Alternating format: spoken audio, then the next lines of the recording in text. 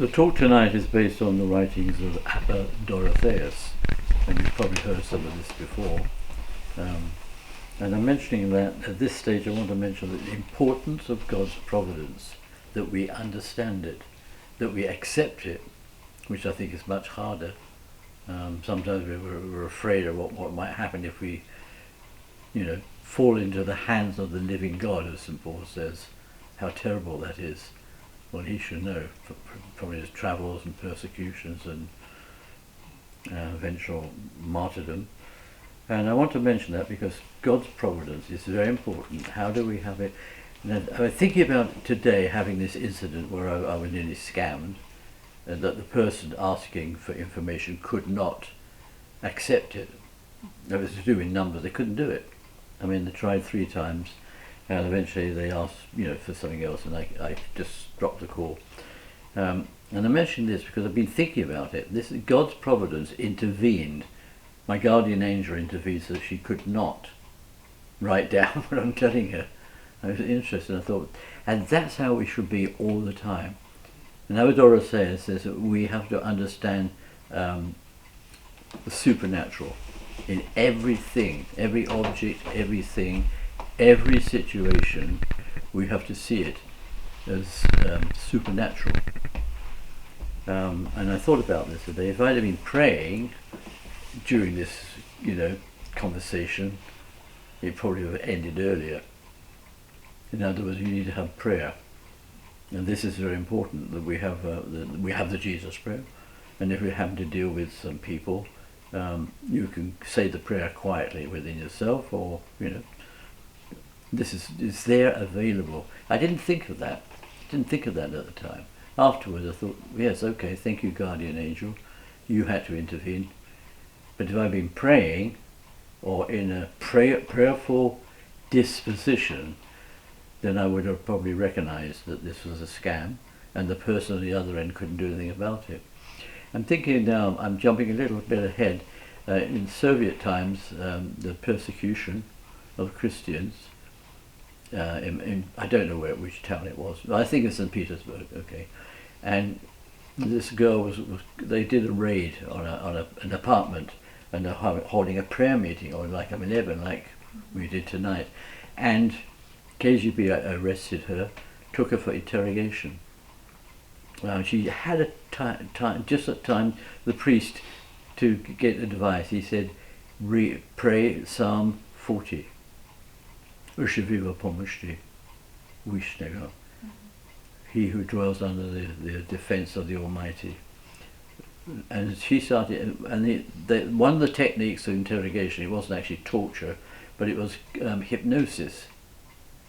So he's trying to hypnotize this young Christian girl, and she's reciting the psalm, not out loud, but inside.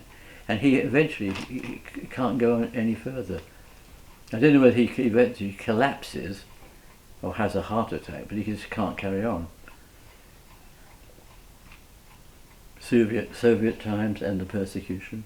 Prayer has amazing, an effect on people and on yourself, of course. So this is what I want to talk about. And tonight, from the writings of Abba Dorotheus, as you know, he was writing in the 6th century, 500 and something. And it's very fresh, very clear. I mean, the translation is excellent, but which is a modern one. Abba Dorotheus says that you're in a room or wherever you are, and somebody says something disparaging about you. Disparaging? Pyrenees. Yeah, I've written it down. It's one of those words I can't pronounce all them. Pyrenees on that. Does that make sense? Okay. Пренебрежительно.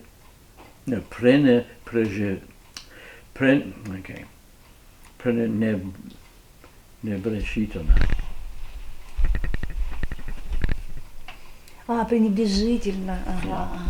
Thank you. For me, that's a tongue twister for me.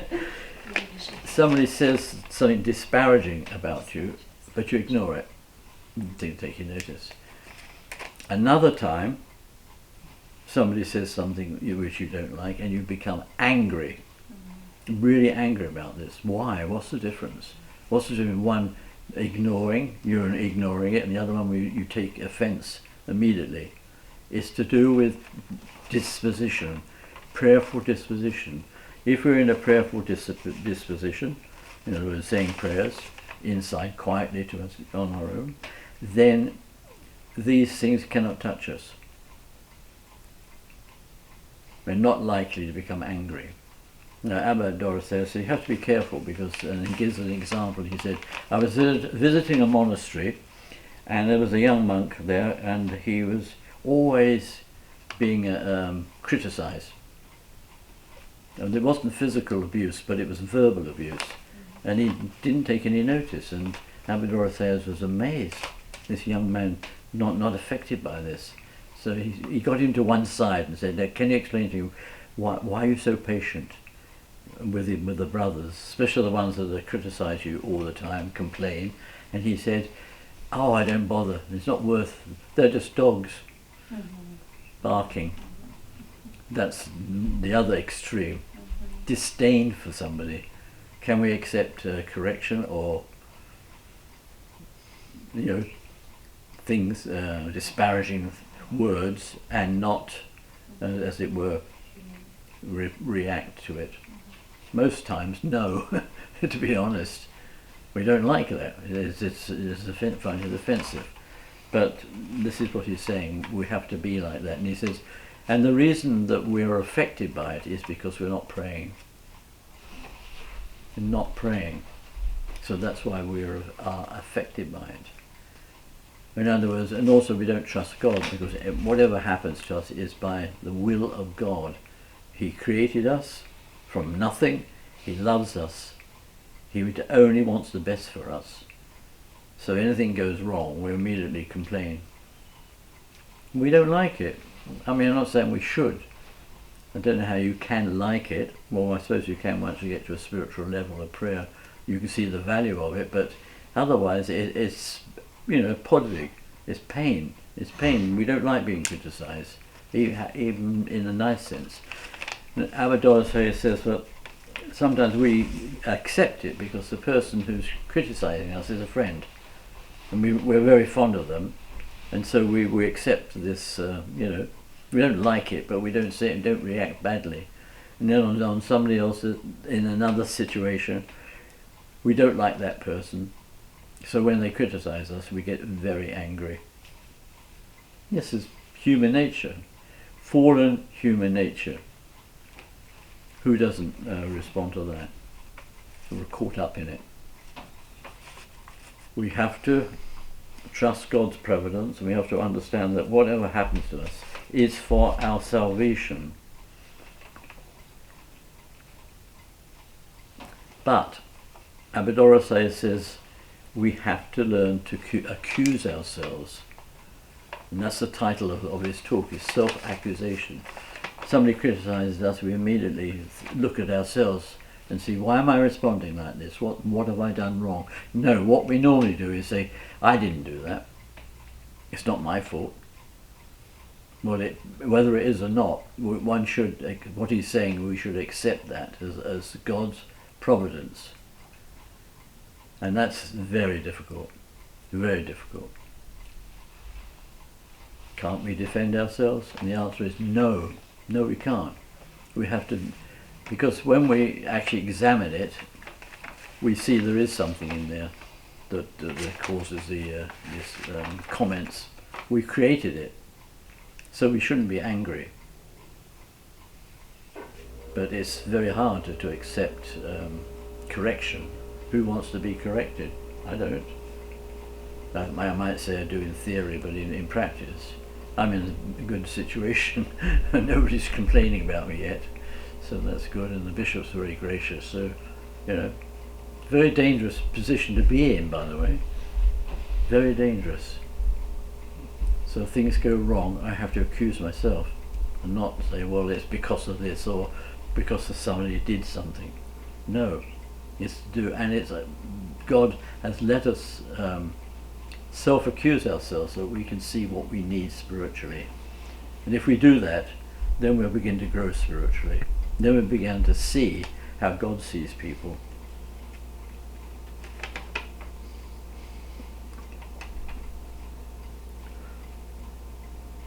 So if we have trouble, we accept it as deserving. Again, who can do that? Very difficult. Are we deserving of criticism? Are we deserving of certain remarks? Yes, is the answer, yes. And when we see like that, then we are not offended, because we realize this is God's blessing. Although that's it's not a human thing. So the young monk, was in a very bad situation spiritually, saying that I don't take any notice of the other brothers because they're barking like dogs. In other words, not worth even considering.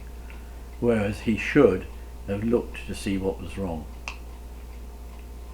Looked to see why he was being criticized, and to accept that as a podvig, as a spiritual deed, a spiritual burden that we have to live with. Of course, we're talking about community, and in particular that's very much so in monasteries. People can have a feud in the monastery for all their life in the monastery. I came across people like that on the Holy Mountain, actually. So I wasn't so surprised, but I was disappointed, put it that way. I was having a cup of tea, shushkachayo, in the monasteries in Pantaleimon, and I looked, the door was open and this monk came past, and I thought, oh, that's the one I met on the road when I was going to the monastery. And I got up and said, oh, and they said, what do you want to do? I said, I want to talk to him. No, don't talk to him. He's an idiot. This idiot had a key to the chapel of St. Silouan, relics. This idiot opened the door and let me see them. When I see the relics and venerate them, before that I couldn't get anybody to respond. I said, I'd like to, venerate the relics of St. Silouan. Silence. Of course they know he's a saint, but it wasn't appropriate. Now I think back now, if I had seen that in the supernatural sense, I would have understood that I'm not meant to venerate this time, maybe some other time. But can one live with that? And the answer is no. We want results, we want happiness, we want to be happy, we want comfort, and we're not willing to suffer. You can't create artificial suffering. That's called masochism, and when that's not part of the spiritual life.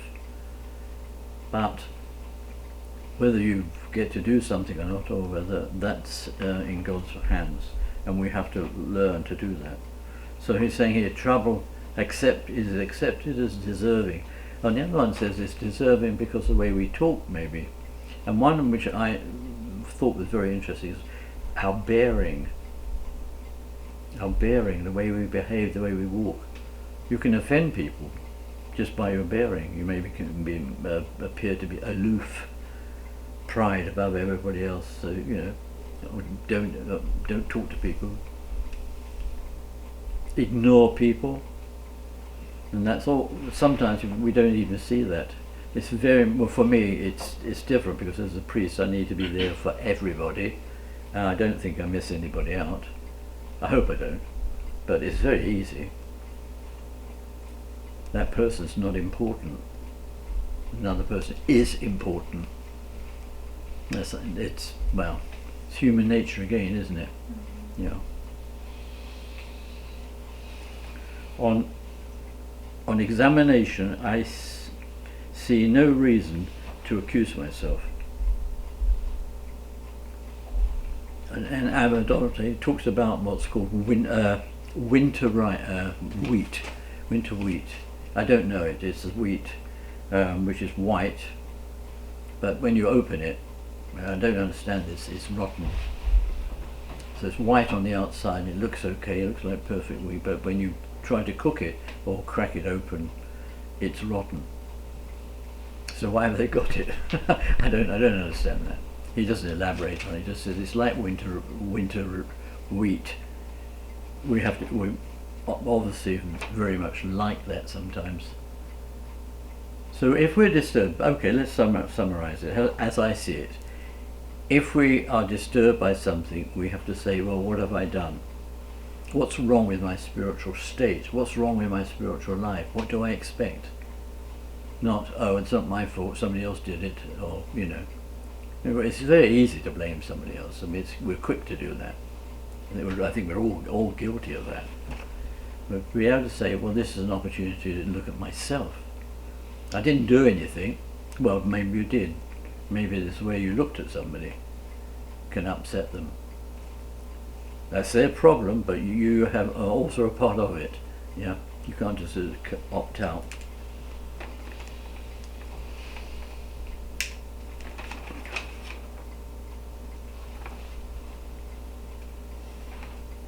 We can never find rest if we do not accuse ourselves. Never find rest if we don't accuse ourselves.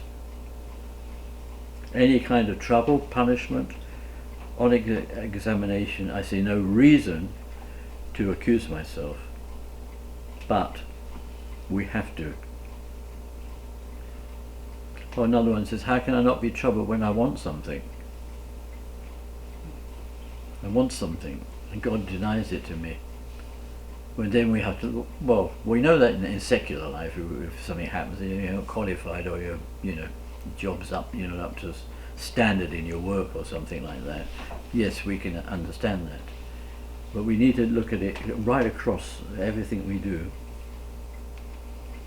How can I be troubled if I need something or don't get it? We have to what we want, we replace with Christ. I'm thinking in terms of a job, it's Christ that you need, not the job. The job will come with it. All these things are added. How do we believe that? It's very difficult. I never thought about it today with this scam episode. Now I'm going to pray every time I talk to somebody.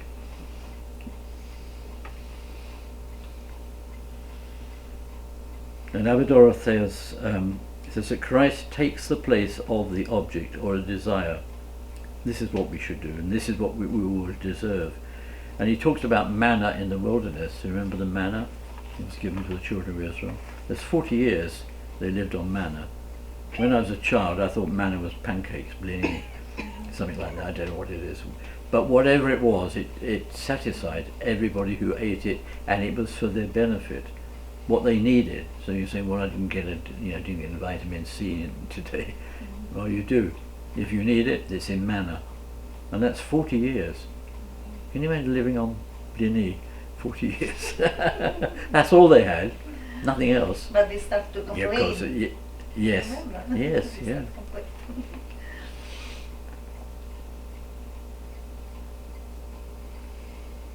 Oh yeah, now I'll finish off with a horrid story actually. It's, you probably know it as well. Are you familiar with linseed oil? If you've done some woodwork, I mean, I used to do turning, and I used to coat in product with linseed oil. It would soak into the wood and give it a nice surface. Well, this is one of this Abhidharma was saying that there was an elder who was very ill, and he had a young man who was looking after him, young monk, and he wanted to please him, so he got some lentils, or beans, lentils, ready for a cook, and then he poured linseed oil on them. Well, you try and take a spoonful of linseed oil, you can't. It's like drinking paint or something. It's terrible. And the elder ate it, and then the brother suddenly, oh, I've killed my elder. I've given him linseed oil to drink. He drank it. Well, he had it on his food.